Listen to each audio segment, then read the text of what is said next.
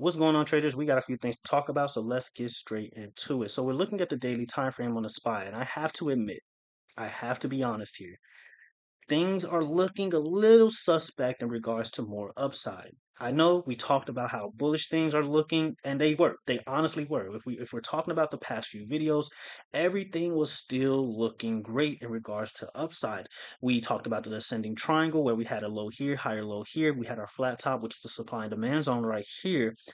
But what used to be an ascending triangle has now turned into a rising wedge. And so you guys know I'm not making this up. We rejected here, we rejected multiple times here, and now we're currently rejecting here as well. And if you don't know what a rising wedge pattern is a very strong bearish pattern. Now, granted, it's not yet confirmed, but if we get below 565, we talked about this in the last video. If we get below 565, things can get very ugly. Just very ugly. All right. And that sounds bad, right? If we give up 565, we're heading to 560. If we give up 560, which will be this not only this rising wedge pattern, we're breaking below it, but we're breaking below the supply and demand zone right here. And chances are we're heading towards this fair value gap that needs to be mitigated at 556. And so if we're talking about the measured move here for the SPY, if we do break this rising wedge pattern, all we do is measure the open and close of the rising wedge pattern, then we bring it to the breaking point. We haven't reached the breaking point, but let's say we do, just break around this area somewhere here. We're looking at a move all the way back to 520 on the spot. Now, is that possible? Absolutely. At some point in time, the market is going to drop. It's just a matter of when. Okay. So I want you guys to pay attention to this. Now, maybe this isn't enough. Maybe you don't believe me. We actually can zoom out and we will see that there's actually more resistance and more rejection points that we have witnessed on the SPY daily time frame. So we start here, we make our trend all the way up here, and as you guys can see, or hopefully you can see, we bounced here, we bounced here multiple times, we bounced here, consolidated, then we tried to break up, then we eventually gapped down, and then we did a whole roller coaster ride. But once we zoom back in, look what happened. So not only are we rejecting the top of this rising wedge pattern, we're rejecting the trend that we just witnessed, okay, that I just showed you guys. So we rejected 2 points of resistance. Now, again, as long as we stay above 565, we're still bullish. But what I will say is that we want to be cautious. So if we're looking at more upside here, and we are still bullish as long as we stay above 565, where can we go from here considering the limited amount of upside? Well, if we do see upside tomorrow, Friday, whatever the case may be, if we just so happen to see upside, which I do think is possible, I think it could lead into a bull trap. And maybe I'm wrong here. Maybe. It could lead into a bull trap, just given where we are. All right. And things can change. Maybe we just break out of here. Who knows? But if we are talking about more upside, the most we're looking at is a move towards 575 so far before we hit major resistance and hit this trend. And then after that, we either see a break back down to the downside or we continue higher. Okay. One or the other. But regardless, I will be very, very cautious trying to be bullish here. Okay, very cautious. So that is the move I'm looking for. So your key level right now to look out for in regards to the SPY is 565. As long as we stay above 565, things are fine for the bulls. Okay, we have potential for more upside. We can possibly see 580. Right now, we're looking at 565. At least I'm looking at not 565, 575 for potential upside, and then we'll have to see what happens from there. And so we look at the triple Qs. Now, the triple Qs actually does look better here. I will say that much, as well as the Nasdaq, which we'll talk about as well.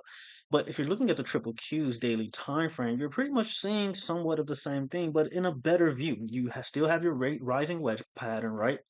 And look where we bounced at. We're currently bouncing above the supply and demand zone and somewhat trying to hold 483. Now, we did close below 483, which is a bearish sign, and we could head back to the 470s. Currently, after hours, we are above 483, but it's after hours. It doesn't really mean much until market opens, so we'll see. But we closed below 483, which is very bearish in my opinion. And so if we can't get back above 483 and actually hold, chances are we're going to head much lower. Now, after 483, you're looking at a move towards 477, or we'll say 480 as our psych level, and then you're heading towards 477. It's also important to note that we're holding this trend right here. We zoom out. All right, we talked about this on the spy, and we're pretty much witnessing the same thing. We bounced here, and then we did our little roller coaster here, all that fun stuff. And so we have a low here, higher low here, and we haven't touched the top of the Q's rising wedge. Okay, so there is hope. Well, we have touched it. Okay, I lied. We rejected here, we rejected here, but there is potential for maybe a bounce back towards this area on the triple Qs, and we feel this gap over here. All right, so we do want to maybe we do one of these moves tomorrow. We head towards 505. I'm not saying tomorrow we're going to hit 505, but over the next couple of days, obviously we'll bounce here or potentially bounce here and start heading towards that 505, 510 target. Okay. And then we'll fill this gap up right over here at around the 490, 492 range, 496, somewhere around there. There's a gap here. Okay. I'm not going to be picky on the target, but you guys are aware, you can see on your charts that there's a gap up here. It's about 496. Okay. So regardless, Q's looks better. Okay, Q's looks better. So right now we're getting some mixed signals. Okay, we're getting a lot of mixed signals. The Q's look bullish. The SPY looks possibly bearish, but again, the SPY is holding 565, so that is bullish. And so if we give up this area or this rising wedge or the supply and demand zone here at around 477, chances are we're heading towards that 467, 466 range to mitigate this fair value gap. And then we'll have to see what happens from there. So the Qs does look better. Now let's look at the ES. And so the ES doesn't look better. Okay, so it's really I'm assuming it's going to be all about big tech and what they decide to do, and then that will carry the SPY higher. Okay, and we obviously got news tomorrow. We got unemployment claims and all that fun stuff tomorrow, so that is something to look out for. But as you guys can see, we zoom out on the daily time frame on the ES. We bounced here, we bounced here, we bounced here. We did our little roller coaster here. We did all that fun stuff. And now look where we are. We're under this trend, just like I showed you guys on the spot. We're currently under this trend. Now, granted, the daily is still going on the ES, and we have a doji here. I don't know if you guys can see this, but we do have a doji right here. So that just shows indecision. I wouldn't take this seriously, but right now we're under this trend. We're under both trends actually. You know, we rejected here multiple times. You see bears stepped in here multiple times. All these bears wicks in this area, and then you break back below it and you're stuck between a rock and a hard place right now. So things are looking a little suspect in regards to the SPY and the ES. But then you look at the NQ. You look at the NQ and it's basically the same as the triple Qs, right? The NQ actually looks fine. But again, we're in this rising wedge pattern on NQ. We rejected here, we rejected here, we rejected here, we bounced here, we bounced here. You guys get the idea, right? And so either we form a higher low from this point or we do one of these moves where we break further down, hit this fair value gap all the way down at 19,200, fill this gap here because this gap is still open on NQ, right? And so either we head towards 19,500, bounce from this area, fill this gap and bounce from this area, or we head towards the bottom of this rising wedge, mitigate this fair value gap or bounce off this fair value gap and potentially head higher from there or head lower and do one of these moves. All right. So that's what we could potentially be looking at. Now, again, NQ, triple Qs, they look fine in regards to upside. SPY is okay as long as it stays above 565. So we have to lean a little bit more bullish. But if we're talking about these rising wedge patterns, it could lead to it could be a signal that we're going to see a major drop soon. And we do know that October does have a history of being very bearish. Okay. So that is very much possible. And so you're probably wondering, okay, well, since the ES and the triple Qs are saying two different things, where do we go from here? Well, your best option is probably to be very cautious with trading or not trade at all, right? But then you look at the semiconductor ETFs. So let's look at SMH. And so this is very interesting because now we're coming back in full circle here. And we talked about this when I was actually pretty bearish on the market around Nvidia earnings, right? And we saw a major drop in semiconductors. Nvidia earnings did okay, but it didn't beat, I wouldn't say it didn't beat, but it didn't surprise investors. And then we saw a drop across semiconductors. And so remember that head and shoulders pattern I was talking about on semiconductors when I was bearish on the market. Well, it's back and is back in play. All right, we we pretty much hit this trend right here. We're rejecting this trend right now on the weekly time frame. We bounced here, we bounced here, we bounced here. We broke down. We bulls tried to carry us back up, and it looks like all we're doing right now is retesting the top of this trend or the bottom of this trend, however you want to look at it, right? And now this head and shoulders pattern could be back in play, right? Now, granted, the head and shoulders pattern is not confirmed until you break the neckline, and the neckline is all the way at around about the 200 range, right about here. So we're still fine, okay? There's still a possibility that we see more upside here, but if we get a closer look and just look at where we rejected from last week, look what happened here. We rejected this trend, we wicked off this trend, and we somewhat gapped down, right, on a weekly time frame. And so if we give up 237, 238 range, we can be looking at a lot more downside on the semiconductors, right? So this head and shoulders pattern is still back in play. And just in case you guys can't actually see it or whatever, you have, let's actually map it out here. You have your shoulder here, right? You have your head here. You have another shoulder forming here. And so things are looking pretty scary for the downside right now, considering where we are, right? Considering what we rejected. We rejected this trend last week, and then we somewhat gapped down, right? And so it's looking pretty scary. Now, if we could just so happen, because we do have a low here, we have a higher low here. If we can just get above the 250s on SMH, we can easily head towards this fair value gap up here and pretty much clear this area out. So we're not exactly, in bearish territory or anything like that, but we're not exactly in bullish territory as well. I mean, we're more bullish than bearish, I guess, but it's I think the point I'm trying to make here is that we're stuck between a rock and a hard place, like I said before. So we could do one of these moves, right? Head towards 266, 260, somewhere around this range. Hit this trend one more time before we see a breakdown. Okay, so that could be a move that we're looking at, especially considering that we have a low here, higher low here, but we have yet to form a higher high. We're pretty much at a flat top right here. And so maybe there's a ascending triangle somewhere around here. But we'll see. Okay. So things are looking a little sketchy. Okay. We look at the SOXX. Same thing, right? Same thing. We look at the weekly time frame on the SOXX. We bounced here, we bounced here, we broke down, we retested the trend, and we're kind of in the middle of nowhere. But we do have more room to hit SOXX trend. So there is a possibility that we do see more upside. Do one of these moves, hit about 250, boom, breakdown. Okay. So there's potential here. Okay, there's very much potential here. Now, I'm not saying this move is going to happen right away. Maybe we end this week off bearish. Maybe we see downside before we see more upside, and maybe a week or two this move plays out. I'm actually counting on this move to happen.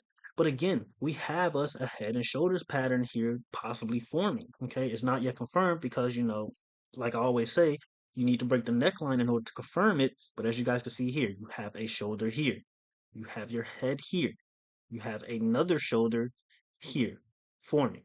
So if we can break higher and hit this trend, it might possibly invalidate this head and shoulders pattern. Okay, possibly. We'll see how it looks. But right now, things are still looking sketchy. Is there potential for upside? Yes. Am I really, really like hyped about it right now as I was before? Not so much. I'm more so cautious now. Okay. So I just want you guys to keep these things in mind when we're talking about the overall market because we're looking at rising wedge patterns. These head and shoulders patterns are pretty much waking back up considering where we are on SMH. I mean, we can look at Microsoft. We talked about the head and shoulders pattern on Microsoft, right? What am I doing? What's the SFT? And so we look at Microsoft, and I talked to you guys about the head and shoulders pattern here. I mean, it's extremely clean. I mean, you couldn't even argue with this.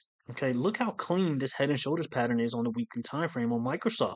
You have a shoulder here, you have a head here, and you have another shoulder here, right? And so far, we're trying to break this trend right here. I mean, we could zoom out, right? We bounced here. We played a little game here, played a little game here. We bounced here, and then we pretty much broke down. We just played a lot of games with this trend line, basically, is what I'm getting at. And so we go down to the daily time frame and look where we are. Look where we are. The daily has closed below this trend. So is Microsoft giving a sign that the market is going to break further down? Now, something I am kind of noticing, let's actually see if this is going to play out here.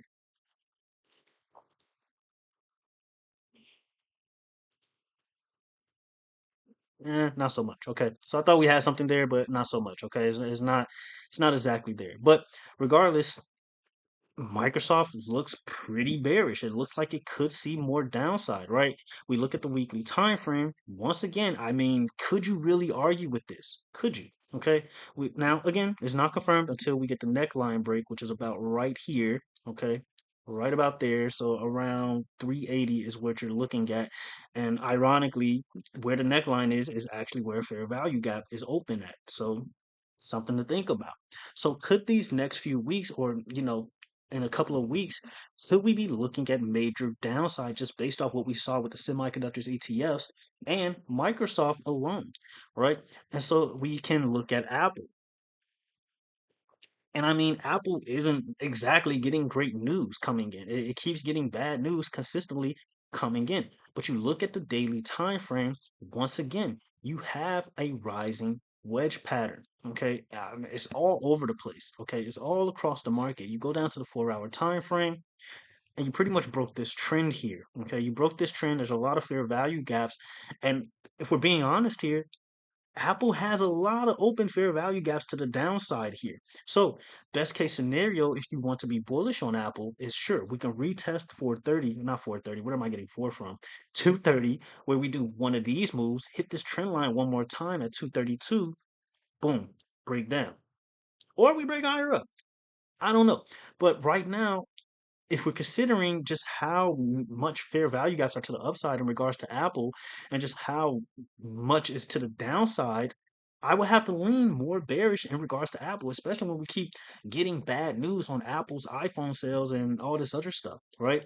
So that's the thing that these are the things that I am looking at across the market. If I had to argue one thing that looks bullish, is Google.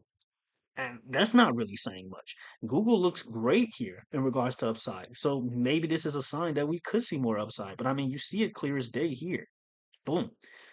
I mean, looks absolutely clean. You got your head here, another shoulder here, shoulder here. You broke the neckline. You're currently at the top of the neck. Well, you broke the neckline and you're currently retesting the neckline. We just need a bullish candle from here. Okay. So if we do see upside, the question is it going to be a trap? And from the looks of things, it absolutely could be. I can't deny that. One thing we want to see on the ES, if we're going to be bullish, we want to see the ES reclaim 5,780.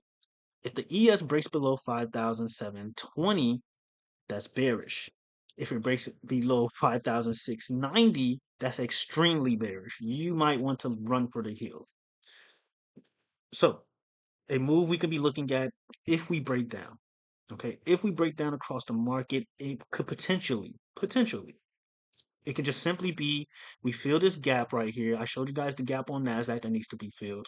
We fill this gap, create a higher low from that point, and start to head towards all-time highs all over again. Because my target still remains the same on the triple Qs for this year. I still think we're going to see 510 sometime this year. It's just a matter of when. Okay, maybe Christmas rally, who knows? But or we see it in the next week or two. All right, but right now things are looking sketchy, right? We have a low here, higher low here.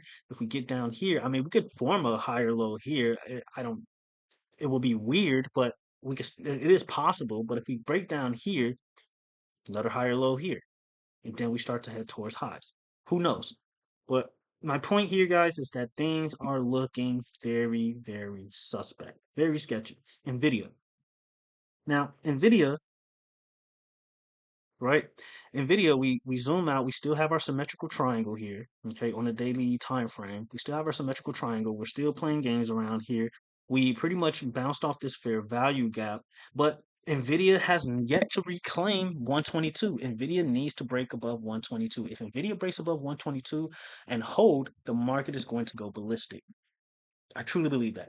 And at that point, I think Nvidia is going to head towards that 127, 130 range. But that we need to see that 122 break. And right now, Nvidia is just playing games around this area. Okay. So again, things are looking really sketchy. I mean, we can look at Bitcoin. Bitcoin doesn't look too bad. I don't have a bearish sentiment for Bitcoin right now. It actually looks okay. Okay, I will say that much. Bitcoin looks absolutely fine. There is a fair value gap that needs to be mitigated around the 65K range. But other than that, that's all I really have for Bitcoin. If Bitcoin gives up 60,000, then it's just going, well, not 60,000, 59,000, then it's going to head towards 57,000. And then after that, you're looking at a move towards 55K. And then lowest we could be looking at is about 52K, but we'll talk about that if and when we get there.